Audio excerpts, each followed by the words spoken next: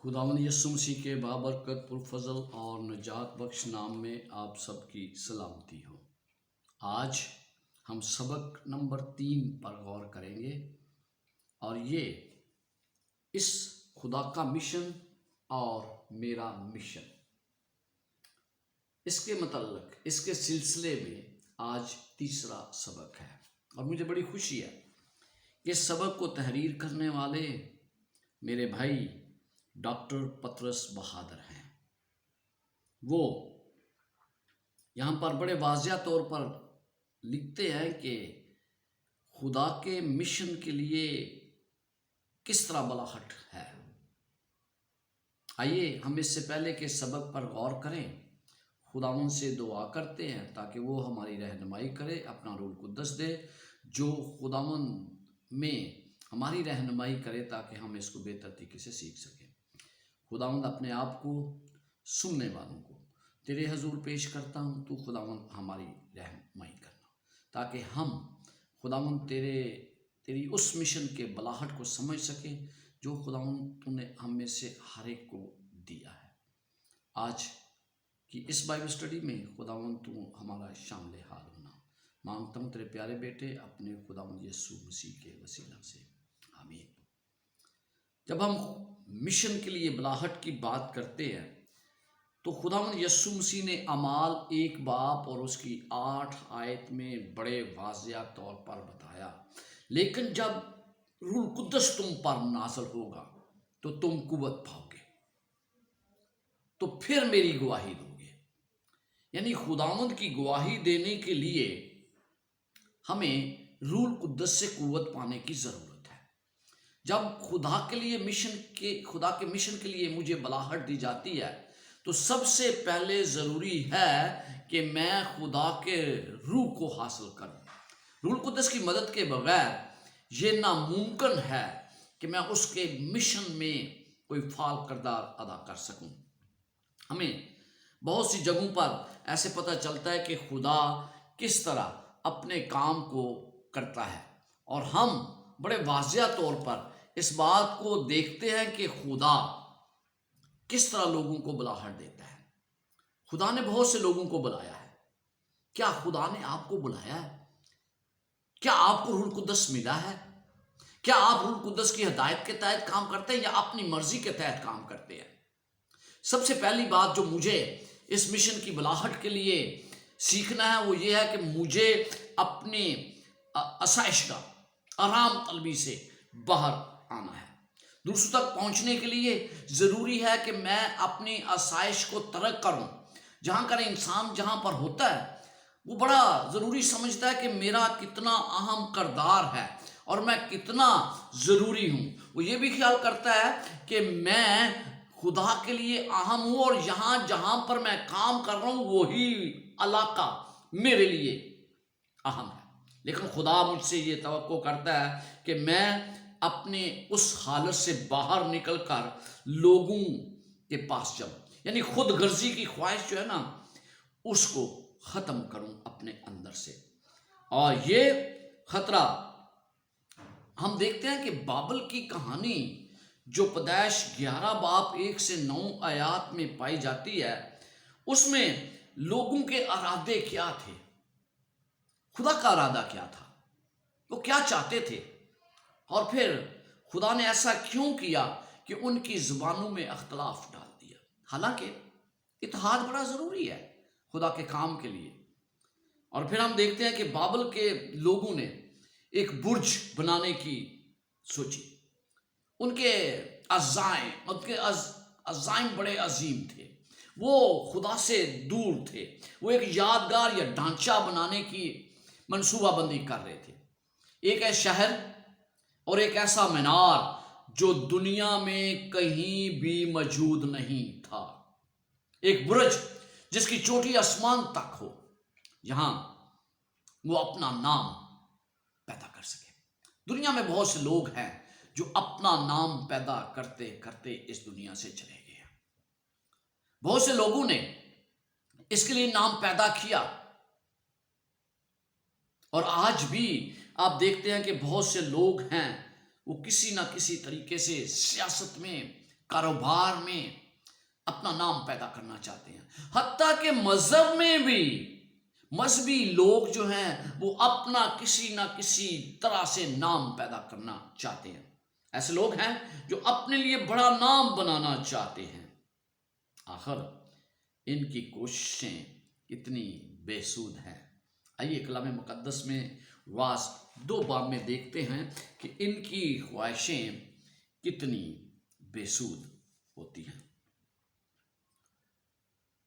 ہم دیکھتے ہیں کلام مقدس میں لکھا ہے، میں نے بڑے بڑے کام کیے، میں نے اپنے لیے عمارتیں بنائی اور میں نے اپنے لیے طاقستان لگائے، میں نے اپنے لیے باغیچے اور باغ تیار کیے اور ان میں ہر قسم کے میوہ جات درخت لگائے، میں نے اپنے لیے تالاب بنائے کہ ان میں سے باغ کے درختوں کا ذخیرہ سینچوں، میں نے غلاموں اور لونڈیوں کو خریدا اور نوکروں چاکر میرے گھر میں پیدا ہوئے، اور جتنے مجھ سے پہلے یروشلم میں تھے میں ان سے کہیں زیادہ گائے بیل اور بھیڑ بکریوں کا مالک تھا، میں نے سونا اور چاندی اور بادشاہوں اور صوبوں کا خاص خزانہ اپنے لیے جمع کیا، میں نے گانے والوں اور گانے والیوں کو رکھا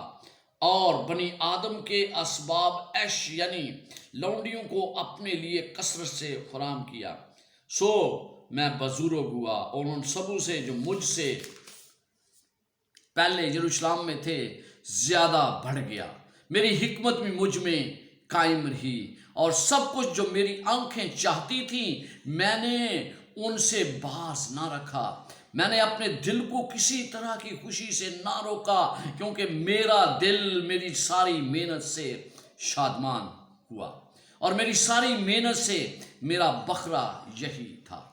پھر میں نے ان سب کاموں پر جو میرے ہاتھوں نے کیے تھے، اس اور مشقت پر جو میں نے کام کرنے میں سینچی تھی نظر کی اور دیکھا کہ سب بطلان اور ہوا کی چران ہے اور دنیا میں کچھ فائدہ نہیں۔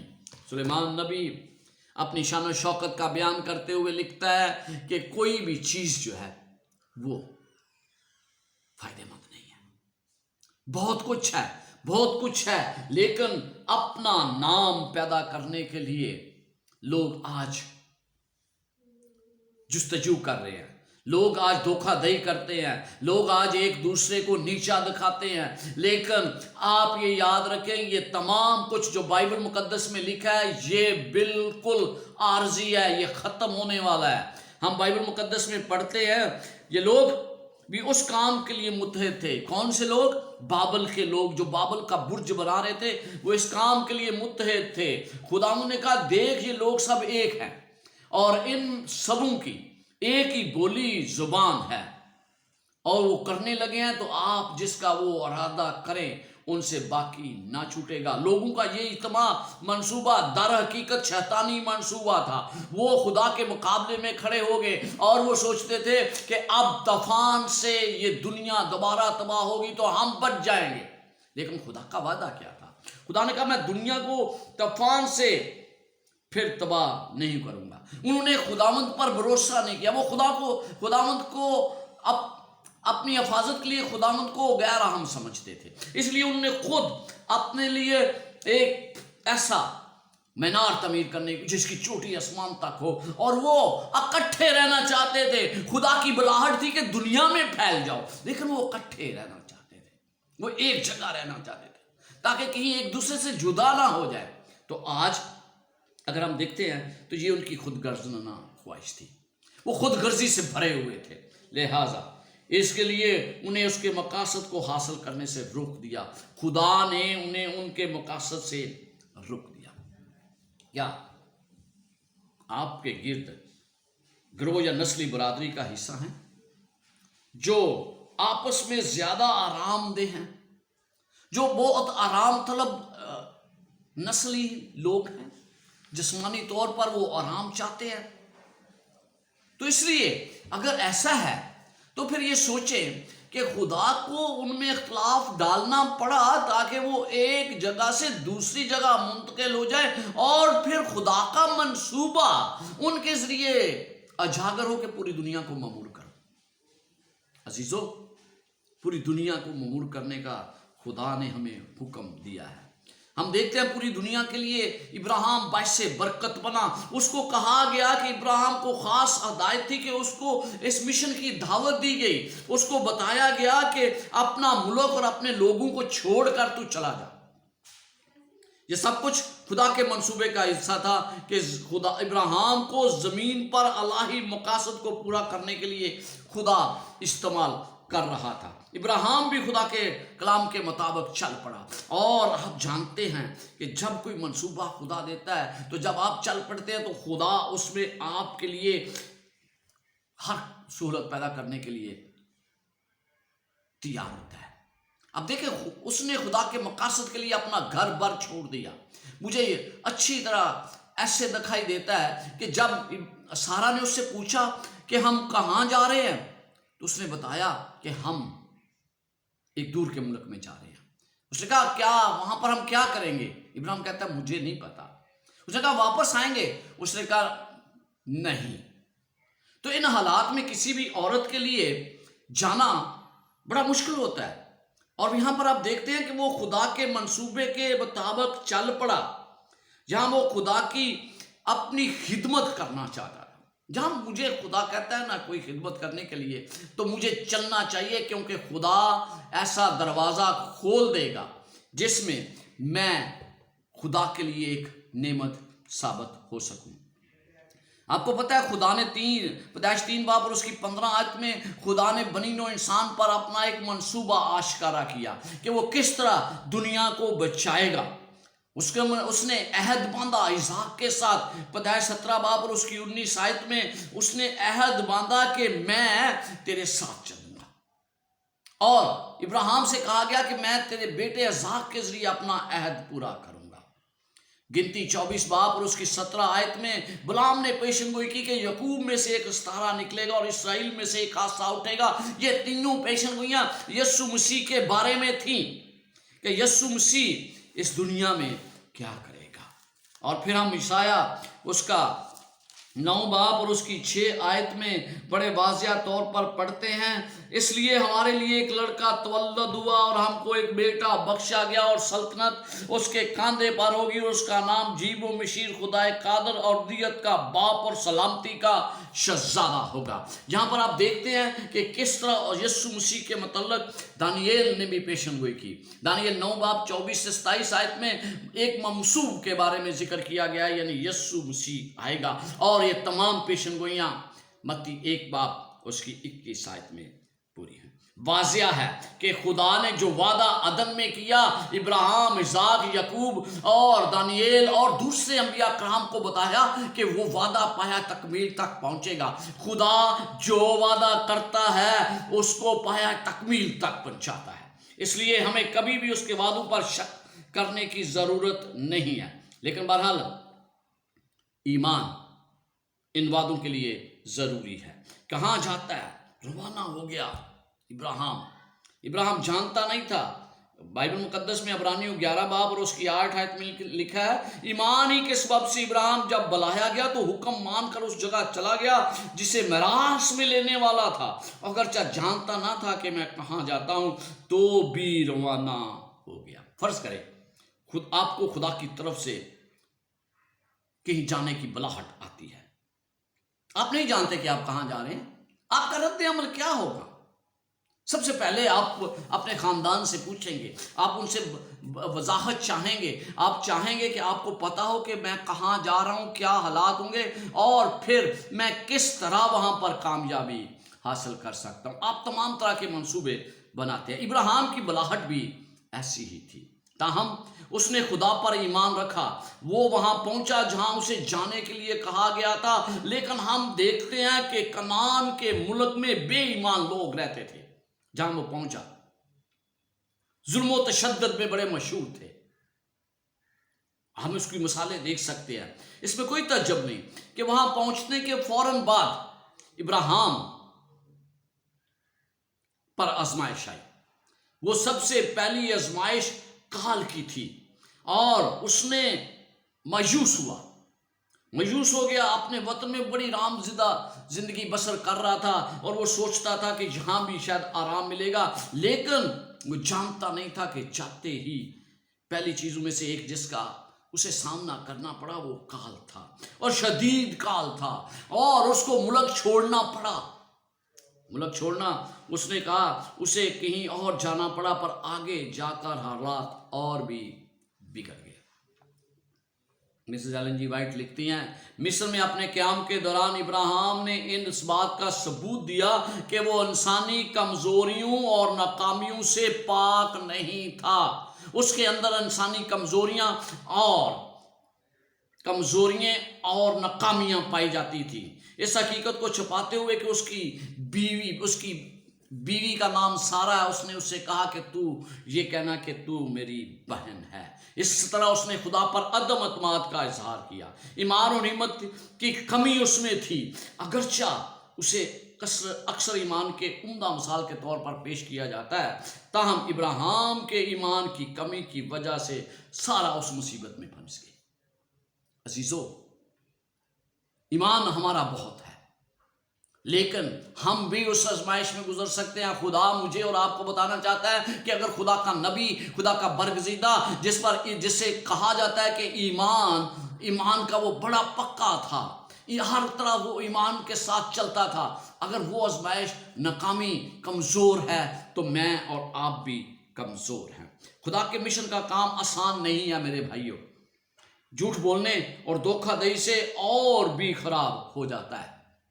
اس لیے مجھے اور آپ کو اس کے لیے کبھی بھی جھوٹ بولنے کی ضرورت نہیں ہونی چاہیے۔ تاہم خدا جو تحمل اور صبر کا خدا ہے، اس نے ابراہیم پر بھروسہ کیا اس کے باوجود، اور ابراہیم کو استعمال کیا۔ خدا مجھے اور آپ کو بھی استعمال کرے گا، ہماری ناکامیوں، ہماری کمزوریوں کے باوجود خدا ہمیں استعمال کرنا جانتا ہے، تو اس پر بھروسہ کریں۔ آج جب ہم دیکھتے ہیں ابتدائی کلیسیا کے بارے میں، تو ابتدائی کلیسیا بھی ایک جگہ جمع تھی، وہ چاہتے تھے کہ ہم یہی تمام کچھ کریں۔ آئیے اعمال 8 باب اور اس کی پہلی 4 آیات پر غور کرتے ہیں۔ اعمال 8 باب اور اس کی پہلی 4 آیات، جہاں بائبل مقدس میں یوں لکھا ہے، اسی دن اس کلیسیا پر وہ یروشلم میں تھی، بڑا ظلم برپا ہوا، اور رسولوں کے سب لوگ یہودیہ اور سامریہ کی اطراف میں پرگندہ ہو گئے، اور دیندار لوگ استفانس کو دفن کرنے کے لیے لے گئے اور اس پر بڑا ماتم کیا، اور سول کلیسیا کو اسی طرح تباہ کرتا رہا کہ گھر گھر گھس کر اور مردوں اور عورتوں کو گھسیٹ کر قید کراتا تھا۔ جہاں پر آپ نے کیا پڑھا؟ آپ نے دیکھا کہ کس طرح خدا کے لوگ، خدا کے برگزیدہ لوگ ایک جگہ جمع تھے، اور وہ سے سوچتے تھے کہ ہمیں صرف اور صرف جو کام دیا گیا ہے وہ یہ ہے کہ ہم یروشلم کے لوگوں کو تعلیم دیں۔ اسی سے ہم دیکھتے ہیں کہ جب ساؤل نے ظلم برپا کیا تو تمام کی تمام کلیسیا منتشر ہو گئی، اور پھر سامریہ، یہودیہ اور دوسری جگہوں پر خدا کا کلام پھیلا۔ جس طرح اعمال 1 باب 8 آیت میں بتایا گیا تھا کہ پہلے یروشلم، یہودیہ، سامریہ اور زمین کی انتہا تک تو میرے گواہ بننا، تو کلیسیا اس کو فراموش کر چکی تھی۔ کلیسیا بڑے آرام سے زندگی بسر کر رہی تھی، اور پھر یروشلم سے باہر جانے کے بارے انہیں کو سوچا بھی نہیں تھا۔ ایماندار یہودیوں کے علاوہ کسی اور کو پیغام دینے کے لیے تیار نہیں تھے۔ ہم دیکھتے ہیں اعمال 11واں باب اور اس کی 9 آیت میں ہم دیکھتے ہیں کہ وہ صرف اور صرف یروشلم میں پیغام دیتے تھے۔ 11واں باب اور اس کی 9ویں آیت، یہاں پر ہم دیکھتے ہیں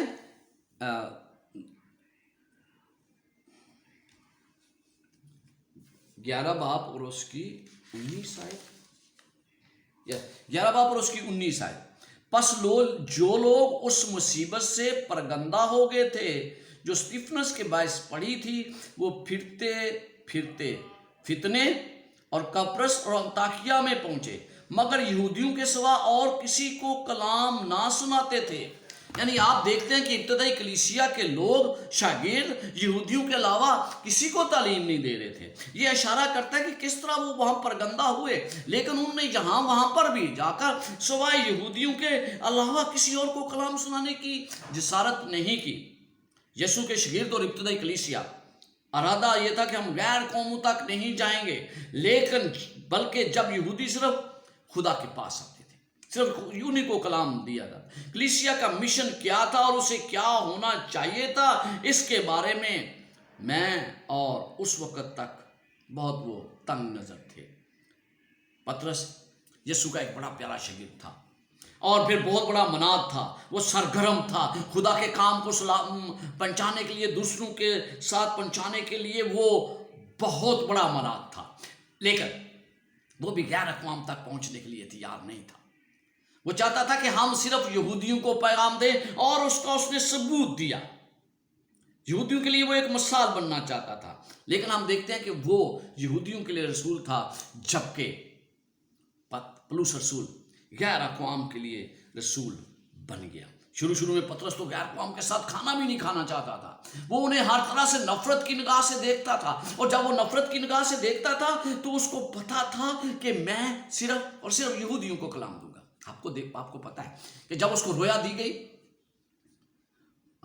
اعمال 10 باب میں، جب خدا نے اس کو کرنیلیس کے پاس بھیجا تو کس طرح وہ تیار ہوا، فرشتے کو کہنا پڑا کہ تو نے ان کے پاس جا کر کلام دینا ہے، اور وہ بڑا واضح طور پر کہتا ہے کہ میں تو آنا ہی نہیں چاہتا تھا، لیکن کیوں آیا؟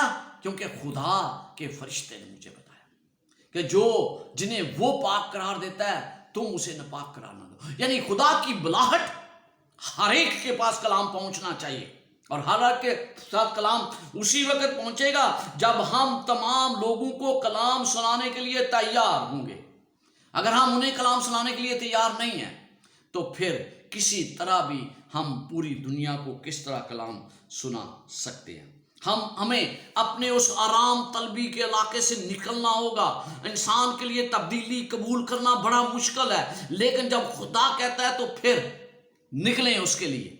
یہ نہ ہو کہ خدا کو جس طرح وہ مصیبتیں شاگردوں پر لایا، جس طرح وہ مصیبتیں دوسرے لوگوں پر لایا تاکہ وہ خدا کا کلام بانٹے، خدا کو کہیں وہ مصیبتیں آپ پر اور مجھ پر لانی نہ پڑ جائے۔ اگر خدا کو اس وقت تک، لہذا خدا کا کام اپنی بڑی دلجوئی سے کریں، کیونکہ اگر آپ نے اس کا کام نہ کیا تو پھر خدا جو ہے وہ کس طرح اپنے مقاصد کو پورا کر سکے گا۔ اس کی بلاہٹ سب کے لیے ہے، اگر ہم اس کی بلاہٹ کو لے کر نہیں چلتے تو پھر ہم اس کے مقصد کو پورا نہیں کر سکتے۔ ہم نے ابراہیم کی مثال دیکھی، ہم نے نوح کی مثال دیکھی، دیکھتے ہیں ہم کس طرح وہ خدا کے کام کو لے کر آگے بڑھا۔ یہ بلاہٹ تھی ان کے لیے، اور خدا نے بہت سے نبیوں کو بلاہٹ دی ہے، اور آج اس دور میں خدا نے اپنی کلیسیا کو بلاہٹ دی ہے، لیکن مجھے کہاں سے شروع کرنا ہے؟ مجھے سب سے پہلے اپنے گھر سے شروع کرنا ہے۔ میں اس وقت تک کیسے گواہی دے سکتا ہوں یسوع کے بارے میں جب میں نے اپنے گھر والوں کو کلام نہیں سنایا؟ تو سب سے پہلے مجھے اپنے گھر والوں کو کلام سنانا ہے۔ یہ ہدایت ہمیں اعمال 1 باب اور اس کی 8 آیت میں ملتی ہے۔ پہلے مجھے اپنی آرام گاہ سے باہر آنا ہے، وہاں سے مجھے اپنے گھر سے شروع کرنا ہے، اپنے خاندان سے شروع کرنا ہے، اپنے دوستوں سے شروع کرنا ہے جو میرے لیے ایک یروشلم ہے۔ اس کے بعد مجھے اس علاقے تک پھیلنا ہے، اور اپنے آپ کو ان لوگوں تک پھیلانا چاہتے ہیں جو مجھ پر بھروسہ نہیں کرتے، جو کیا ہے یہودیہ، شاگردوں پر یہودی لوگ بھروسہ نہیں کرتے تھے، لیکن انہیں ضروری تھا کہ وہ انہیں کلام سنائے، اور اس کے لیے وہ تیار خدا نے انہیں کیا۔ ہاں، یہاں تک کہ وہ لوگ جنہیں ہم پسند نہیں کرتے، سامریہ، جو ہمارے جیسے نہیں ہیں، جن کا ایمان فرق ہے، ہمیں ان تک پہنچنے کے لیے خدا نے کہا ہے۔ جیسا ہم روح القدس کی رہنمائی میں چلتے ہیں، ہمیں جسمانی، ثقافتی اور نسلی تو سب سے باہر آنا ہے، ان حدود کو عبور کرنا ہے، اور جب تک ہم ان حدود کو عبور نہیں کریں گے ہم خدا کے کلام کو کس طرح پھیلا سکتے ہیں؟ زمین کی انتہا تک کلام پھیلانے کا مجھے اور آپ کو حکم دیا گیا ہے۔ کیا ہم اس حکم کو بجا لا رہے ہیں؟ اگر نہیں لا رہے تو اپنے آپ سے سوال کریں۔ خدا کی مدد سے ہر سچا ایماندار آج دیکھ سکتا ہے کہ اسے کہاں کام کرنا ہے۔ آپ کو پتہ ہے کہ آپ کو کہاں کام کرنا ہے۔ آپ کے ارد گرد لوگوں کو آپ جانتے ہیں کہ آپ ان کو کتنی کلام کی ضرورت ہے، اور پھر آپ دیکھتے ہیں کہ کس طرح خدا کے لوگ خدا کے کلام کے بغیر اس دنیا سے جا رہے ہیں۔ مجھے اور آپ کو خدا کی مرضی کے ساتھ تعاون کرنا ہے۔ ہمیں قادر مطلق کے حکم کو ماننا ہے۔ اگر ہم اس کے حکم کو مانیں گے تو پھر ہم سب سے پہلے لوگوں تک رسائی کریں گے، کیونکہ یہ سب سے اہم کام ہے جو آپ کو اور مجھے دیا گیا ہے۔ اور مجھے اور آپ کو خدا بہت سے موقع فراہم کر رہا ہے۔ آج آپ کے ارد گرد آپ کے دوست، آپ کے رشتہ دار سب متلاشی ہیں خدا کے کلام کے۔ آج لوگ بہت متلاشی ہیں۔ آج میں دیکھتا ہوں کہ انٹرنیٹ پر اور دوسرے ذرائع ایسے ہیں جن پہ خدا کے کلام کا ہر وقت پرچار کیا جا رہا ہے۔ کوئی ایسا نہیں کہہ سکتا کہ مجھے خدا کا کلام نہیں پہنچا، لیکن شاید آپ کے ارد گرد بہت سے ایسے لوگ ہوں جنہیں آج تک خدا کا کلام نہیں پہنچا۔ مجھے اور آپ کو بڑی جانفشانی سے کام کرنا ہے، اور جب ہم جانفشانی سے کام کریں گے تو پھر ہی ہم اس کے تمام راستوں کو ہموار کریں گے اور اس کا کام پایا تکمیل تک پہنچے گا۔ اگر ہم نے جانفشانی سے کام نہ کیا، اگر ہم نے محنت نہ کی، اگر ہم نے دن رات ایک نہ کیا، تو خدا کا کلام کسی اور کو دیا جائے گا کہ وہ بھلا دے۔ کیا آپ کا چاہتے ہیں کہ خدا آپ پر کوئی مصیبت لائے اور پھر آپ خدا کے آگے جھکے؟ کیا آپ یہ چاہتے ہیں کہ خدا یروشلم کے لوگوں کی طرح مجھے پرگندہ کرے ہمیں، اور پھر ہم خدا کا کلام سنائیں؟ خدا نے راستے کھولے ہوئے ہیں، ان راستوں کو استعمال کریں اور آگے بڑھ جائیں، کیونکہ خدا کے پاس ایسے طریقے ہیں کہ وہ آپ کی مدد کرے گا اس کام کے لیے جو خدا نے آپ کو دیا ہے۔ حکمت، طاقت اور مہارت کے لیے الہی بازو پر تکیہ کریں، اس کے بازو پر تکیہ کریں جو ہر طرح سے مجھے اور آپ کو اس قابل بنا سکتا ہے۔ تو آئیں، جب ہم اس ہفتے کا سبق سیکھتے ہیں تو اس بات کو یاد رکھیں کہ خدا کے مشن کے لیے آپ کی بلاہٹ کیا ہے۔ اپنی بلاہٹ کو محسوس کریں، اپنے معاشرے میں ان ضرورت مند لوگوں کے گروہوں کو شناخت کریں، ان کی فہرست بنائیں جن تک خدا کا کلام نہیں پہنچا، اور کلیسیا اس کلام کے لیے کوششیں نہیں کر رہی۔ تو جب کلیسیا کوشش نہیں کر رہی تو ہم یہ سمجھتے ہیں کہ ہماری ذمہ داری ختم ہے، کیونکہ یہ کام کلیسیا کا ہے۔ میرے عزیزو، یہ کلام کلیسیا کا نہیں، یہ آپ کا کام ہے، یہ میرا کام ہے، کسی اور کا نہیں ہے۔ تو آئیں ہم اس میں سب سے بڑھ کر حصہ لیں۔ مستقبل میں خصوصی ضروریات والے لوگوں کے ساتھ مقصد میں مشغول ہونے کے لیے ایک موقع کے لیے دعا کرنا شروع کریں۔ آپ کو خدا موقع فراہم کرے گا، لیکن اس کے لیے آپ کو دعا کرنی ہے۔ تو پھر خدا کی بلاہٹ جو ہے میرے لیے، وہ میری زندگی سے پوری ہوگی۔ میں پوری دنیا کے لیے باعث برکت ہوں گا۔ مجھے اپنی آرام گاہ سے باہر آنے کی ضرورت ہے۔ کیا آپ اپنی آرام گاہ کو چھوڑنے کے لیے تیار ہیں اور دوسروں کے پاس جانے کے لیے تیار ہیں؟ تو خدا سے دعا کریں، خدا آپ کو استعمال کرے گا، اور ابراہیم کی طرح، نوح کی طرح، اور بہت سے لیڈر صاحبان کی طرح، انبیاء کرام کی طرح خدا آپ کو آج استعمال کر سکتا ہے۔ خدا مجھے استعمال کر سکتا ہے، اور جب وہ استعمال کرے گا تو تمام ضروری وسائل مہیا کرے گا۔ خدا آپ کے ساتھ اور آپ کو برکت دے، آمین۔